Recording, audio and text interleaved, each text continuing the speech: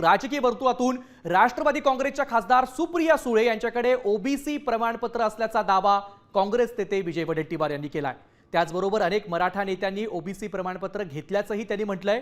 वडेट्टीवारांनी केलेल्या या दाव्यांमुळे एकच खळबळ उडाली आहे। राष्ट्रवादीने मात्र महाविकास आघाडीमध्ये बिघाडी होईल अशी वक्तव्य करू नये असं म्हटलंय।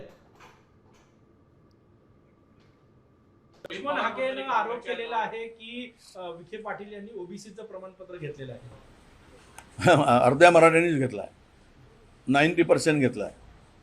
ते काय आता जरांगे पाटलांना जरा माहिती कदाचित नसेल, पण जेवढे मोठे नेते आहेत सुप्रिया सुळेंच्याकडे पण आहे ओबीसी बरोबर हो, सगळ्यांच्याकडे आहे, कोण नाही आहे, सगळ्यांनी ते प्रमाणपत्र ओबीसीचं घेऊन ठेवलं आहे। जर असेल नियमात बसत असेल तर त्याच्यात वावगं काय, आणि त्याच्यामुळे असायला काही असलं तर मला असं वाटतं त्याच्यात काही वावगं असंच काही कारण नाही। प्रमाणपत्र असणं म्हणजे काय फरक पडतो त्याने, बऱ्याच जणांकडे प्रमाणपत्र असतो, नियमाने कायद्याने मिळत असेल तर घ्यायला काय अडचण।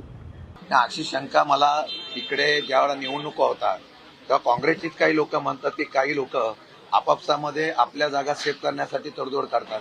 आम्ही असं कोणा आरोप करत नाही। मला वाटतं की अशा पद्धतीने आम्ही एकमेकांकडे बोट दाखवण्यापेक्षा संघर्षातून आपण एकत्र राहिला पाहिजे, हा माझं म्हणणं आहे।